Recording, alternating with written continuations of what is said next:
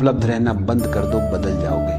मनुष्य का सबसे बड़ा भ्रम यही है कि जितना वह दूसरों के लिए उपलब्ध रहेगा उतना वह मूल्यवान बन जाएगा।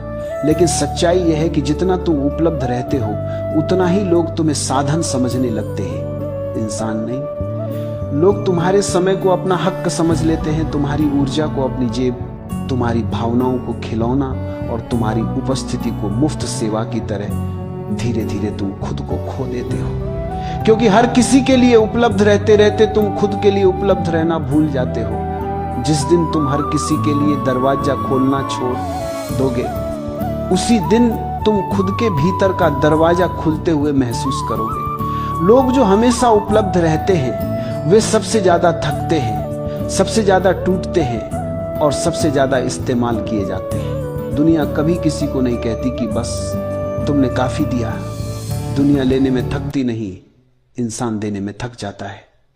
क्योंकि दुनिया वही चीज गंभीरता से लेती है जो दुर्लभ हो, जो हर समय उपलब्ध हो।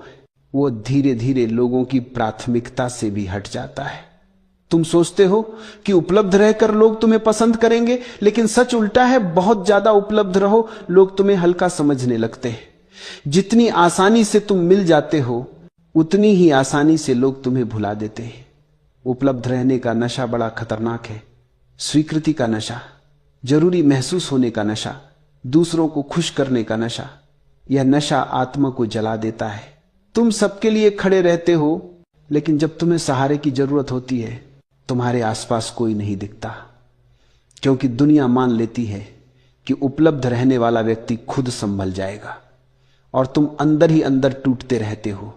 क्योंकि तुमने कभी ना कहना सीखा ही नहीं। ना कमजोरी नहीं है, ना सीमा है, ना दीवार है जो तुम्हारी ऊर्जा की रक्षा करती है, ना वह शुद्ध शक्ति है जिससे तुम खुद को वापस पाते हो।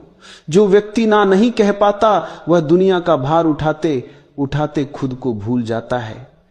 जब तुम लोगों के लिए कम उपलब्ध होते हो तुम अपने लिए ज्यादा होते हो।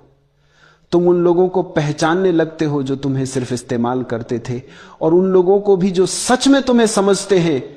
तुम धीरे धीरे महसूस करते हो कि तुम्हारा समय कितना मूल्यवान था, तुम्हारी ऊर्जा कितनी पवित्र थी, और तुम कितने साल उन लोगों पर बर्बाद करते रहे जिन्हें तुम्हारी कदर ही नहीं थी।